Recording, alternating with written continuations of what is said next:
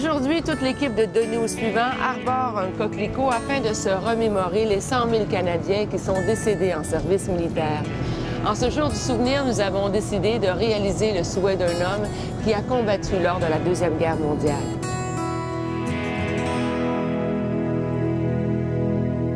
Mon souhait, c'est de réaliser le rêve de mon père. Un rêve qu'il a depuis une cinquantaine d'années, depuis son retour presque de la dernière guerre mondiale. C'est un ancien combattant. Il a fait la bataille de l'Atlantique, qui est finalement la bataille qui a réglé le cas d'Hitler. Et il a toujours souhaité y retourner pour voir ce qu'était devenu ce pays-là, libéré. Mais c'est ça, la vie de famille est arrivée, 4 enfants. Il a toujours fait passer tout le monde avant lui. Puis il s'est remarié il y a 3 ans, à l'âge de 80 ans. Et sa conjointe m'a dit récemment qu'il faisait encore des cauchemars de la guerre. Puis je me dis que de retourner là-bas, justement de voir que ce pays-là maintenant est beau, que ce pays-là est libéré, j'ai l'impression que peut-être ça chasserait les derniers démons. Puis que je voudrais que pour les années qui lui restent à vivre, qu'il soit libéré des traumatismes qui subsistent encore. Puis je pense qu'en faisant ce voyage-là, il pourrait. Je peux pas croire qu'il va mourir en faisant encore ces cauchemars-là.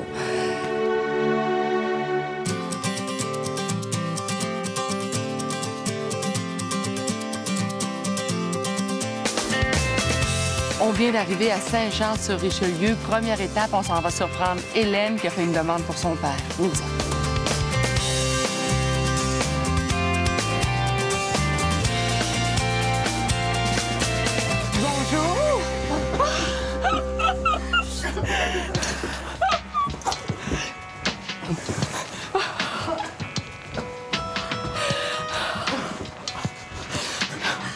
Ça va-tu?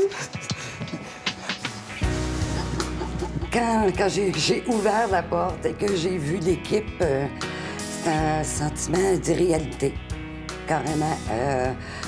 Non, j'ai pas cru, mais je suis incroyablement heureuse. On est ici pour te dire qu'on a décidé de réaliser ton souhait. Pas de mots. Cache-toi pas, Adèle! Je pense que c'est un souhait qu'elle chérit depuis bien des années. Et elle réalisait ce matin que finalement, son père allait peut-être pouvoir tourner la page. Là, ce qu'on souhaite faire avec toi, c'est t'amener chez ton père. OK. Pour annoncer à ton père... Avant qu'il parte pour la cérémonie du souvenir. Tu as tout compris.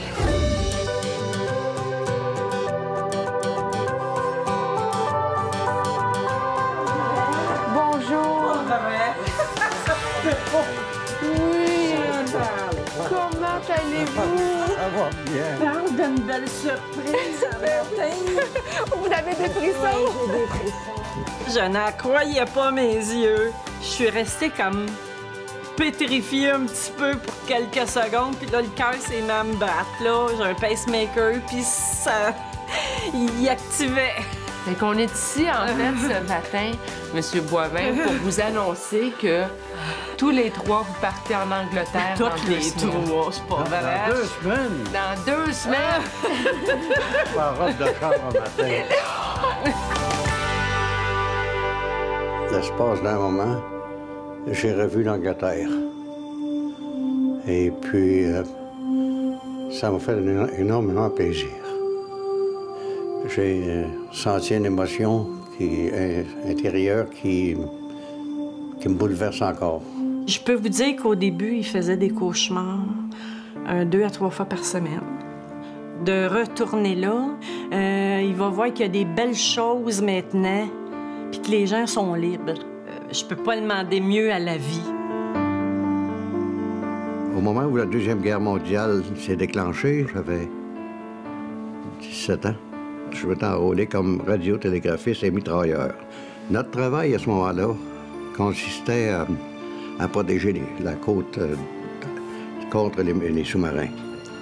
Et puis, si ça a pu permettre de vivre une vie normale aujourd'hui, eh bien, c'est ça que je veux voir.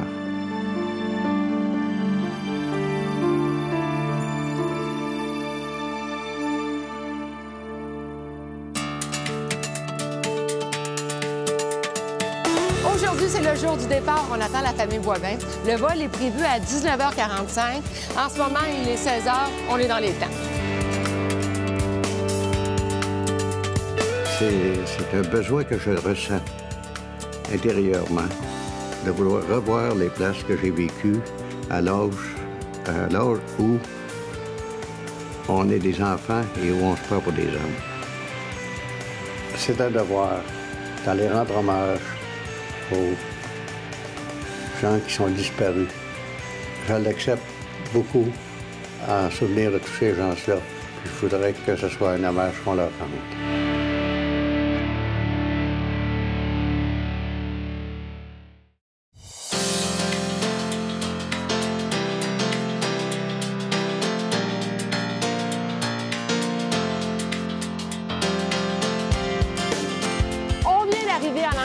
Et comme vous pouvez le constater, on est prêt à affronter le climat de Londres. C'est le fun parce qu'on fait pas trop courir. On y va! Pourquoi pas? Allez!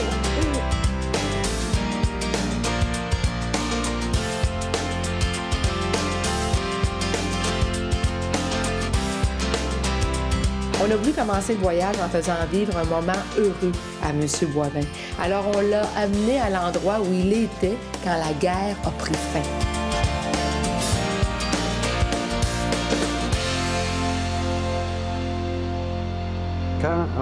Quand on est arrivé cet après-midi, ce midi, c'est-à-dire Piccadilly Circus et Trafalgar Square, j'ai eu des émotions que je ne croyais jamais ressentir de nouveau. J'ai revu dans ma mémoire ce que je voyais, ce que j'ai ressenti, ce que j'ai vécu il y a 60 ans passés.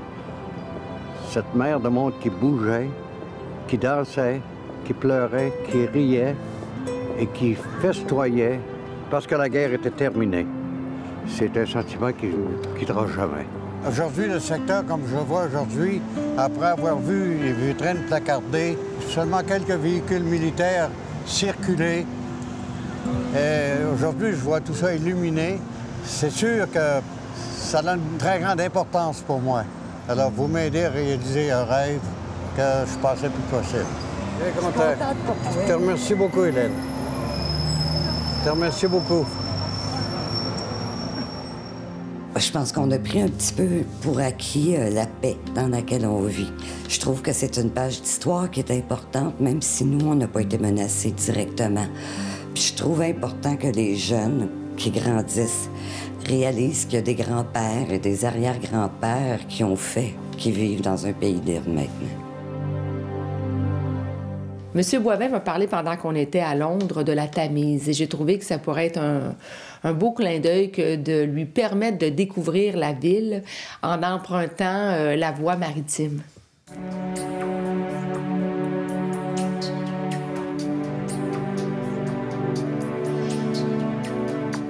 Le fait de faire ce voyage-là avec Hélène et ma femme m'a sécurisé. Ça m'a permis de partager.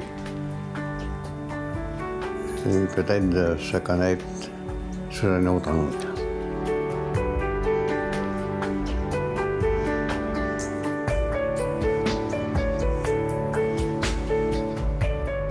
J'ai revu Londres d'une façon différente. Je dirais que c'est beaucoup mieux que ce que j'espérais. C'est magique. Dans toute sa clarté,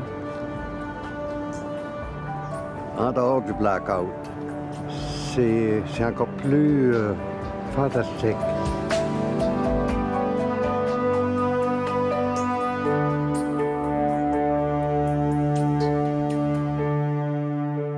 Jour 2 de notre voyage en Angleterre, on a bien dormi, on est en forme. Hein, M. Boivin? Bon. Êtes-vous en forme pour faire de la route? À qui dites-vous?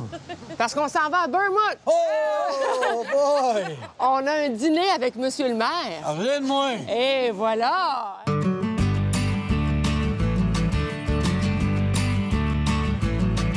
C'est très important pour M. Boivin d'aller à Bournemouth, l'endroit où il avait mis les pieds pour la première fois quand il est débarqué en Angleterre.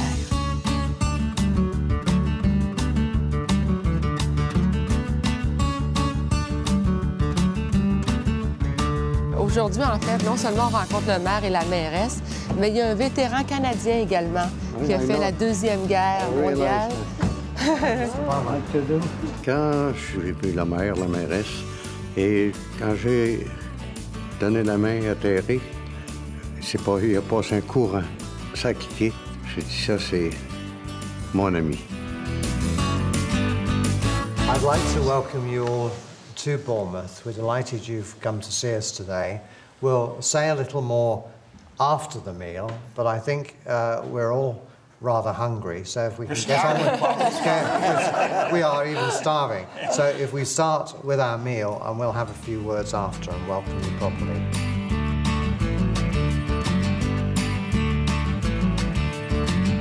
Originally from Montreal, lived in the east end of Montreal, and then I joined the Navy, and I came here and met an English girl. I settled here and been here ever since. And it's not so cold here as it is back home.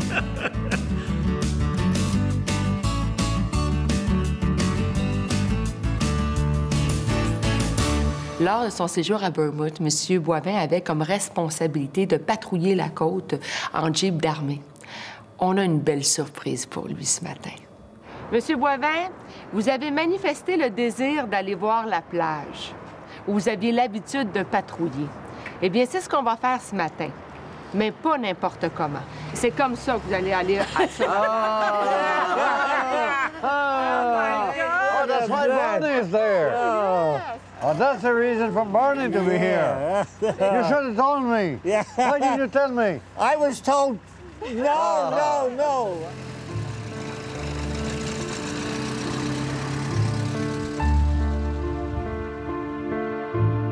J'ai besoin de voir la plage. J'ai besoin de voir Bournemouth en paix. J'ai besoin de voir la plage sans broches barbelées, sans blocs de ciment. J'ai besoin de ça pour effacer les souvenirs qui me restent. Et moi, je pense que le voyage que je fais aujourd'hui va m'aider à faire le vide.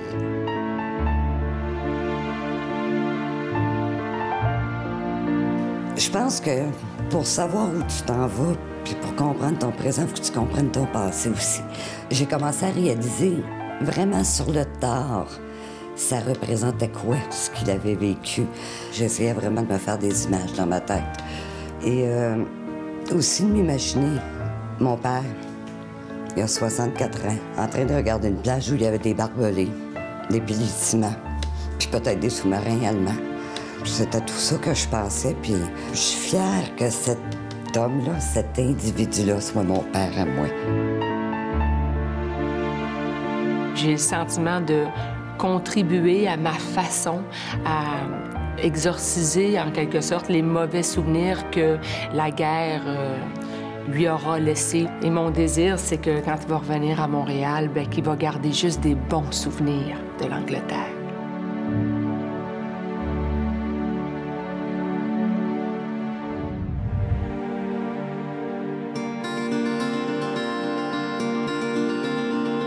Après 4 jours de voyagement, on se demandait si on allait avoir l'énergie pour se rendre à Cheveneux parce qu'il restait encore beaucoup de kilométrage à faire pour se rendre à destination.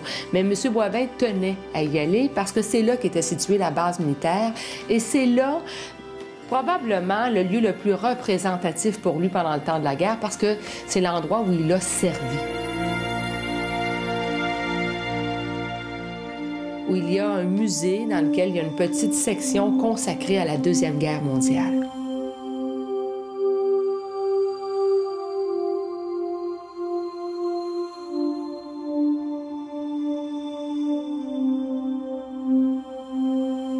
Ça ramène loin, puis ça m'amène à penser à deux de nos avions qui ne sont pas revenus un soir. C'est surtout eux autres que je pense à moi avant. Ce matin, je pensais que nous autres, chanceux, on est revenus. C'est dans le baraque, il y en a 28 d'habitude. Il en manque 14. Ça fait un trou.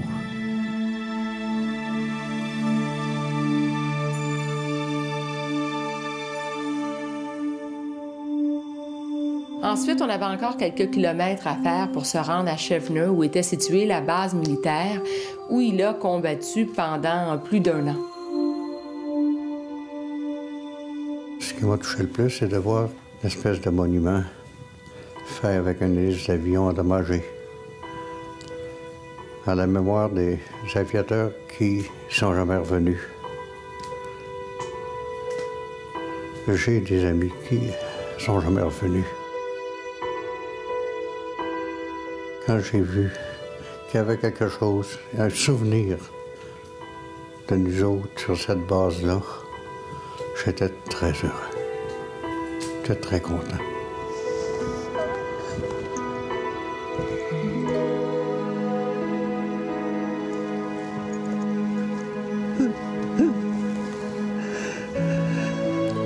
J'ai beaucoup pleuré quand j'ai vu la plaque. Ça m'a fait du bien, ça m'a fait réfléchir, ça m'a fait penser que ce qui avait été fait n'a pas été fait inutilement. Voir mon mari là, qui était là, tu sais, avec les larmes, là, puis tu voyais là, les sentiments qui l'habitaient, là, je trouvais ça dur. Ça n'a pas été facile à vivre, ce moment-là, pour moi. J'ai juste voulu qu'il sente que j'étais là et que j'essayais de comprendre. Oui. De voir mon père laisser sortir ses émotions comme ça, c'est quelque chose qui m'a fait du bien, beaucoup. J'avais quelque chose à vivre de plus que je chantais en dedans de moi, puis je sentais que j'avais besoin de le vivre là. Aujourd'hui, il est plus ouvert à en parler à d'autres. Puis j'aimerais souligner que d'en parler aux jeunes, de sensibiliser les gens à ça, ça serait la meilleure chose qui pourrait arriver à la planète entière. Je me sens beaucoup plus léger, je me sens beaucoup plus libéré. Je pense qu'aujourd'hui, je peux arriver puis dire que je tourne la page. Vous m'avez aidé à atteindre ce stage-là où je pense que je peux en parler d'une façon désinvolte, si on veut. Sincèrement, je pense que j'ai plus rien à lui souhaiter parce que je suis convaincue que maintenant le dossier est fermé, puis qu'il ne fera plus de cauchemars, puis qu'il vient de vivre la plus belle chose qu'il pouvait vivre avant de mourir. Quelqu'un, maintenant, au Québec, connaît mon histoire, connaît ce que j'ai fait et peut reconnaître ce que tous les anciens combattants ont fait pour garder le monde libre et nous permettre aujourd'hui de parler notre français et de vivre selon nos désirs. Ça m'a aidé énormément. Je pense que la guerre n'est jamais une solution. C'est beau, la vie!